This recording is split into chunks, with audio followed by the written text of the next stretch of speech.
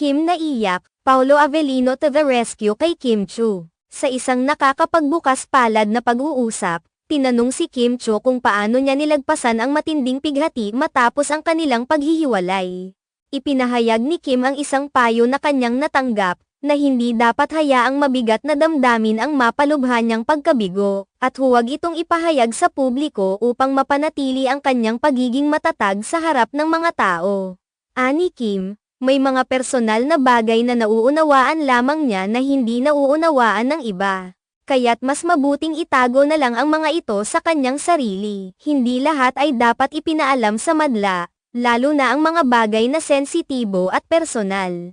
Sa showtime, halimbawa, 3 oras lang yun, 3 oras lang tayong nagtatawanan. Pero sa isang araw, mayroong 24 na oras, kaya't sapat na sa akin na bumalik sa aking sarili pagkatapos ng trabaho. Ganun lang, hindi ko bitbitin ang mga personal na problema sa aking trabaho, pahayag niya.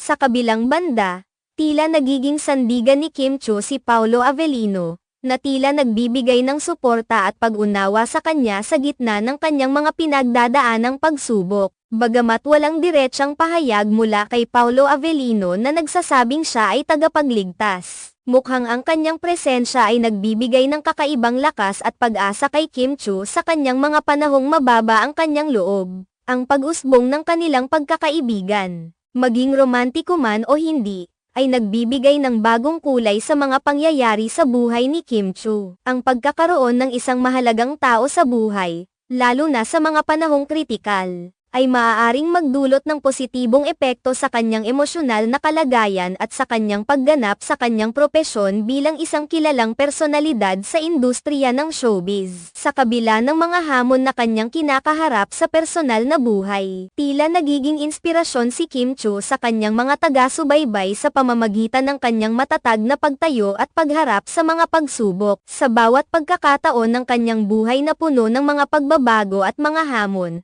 patuloy niyang pinapakita ang kanyang tapang at pagiging positibo. Bilang isang kilalang personalidad sa industriya ng showbiz, hindi may iwasang pag-usapan si Kim Chiu sa mga pribadong aspeto ng kanyang buhay. Gayunpaman, ang kanyang kahandaang magbahagi ng kanyang mga karanasan at ang pagtanggap niya sa mga hamon ng buhay ay nagpapatunay sa kanyang pagiging matatag at matapang. Sa kanyang mga proyekto at sa bawat pagkakataon na kanyang pinapakita ang kanyang husay sa larangan ng pag-arte, ipinapakita ni Kim Chiu ang kanyang dedikasyon at determinasyon na magtagumpay sa kanyang karera. Sa kabila ng mga pagsubok, patuloy siyang naglalakbay sa kanyang landas bilang isang inspirasyon at modelo sa mga kabataan at mga taong nagnanais na abutin ang kanilang mga pangarap. Sa huli, ang pagiging bukas ni Kim Chiu sa kanyang mga karanasan at ang kanyang pagtanggap sa mga pagbabago sa kanyang buhay ay nagpapatunay na ang pag-ibig at pag-asa ay patuloy na nagbibigay ng lakas sa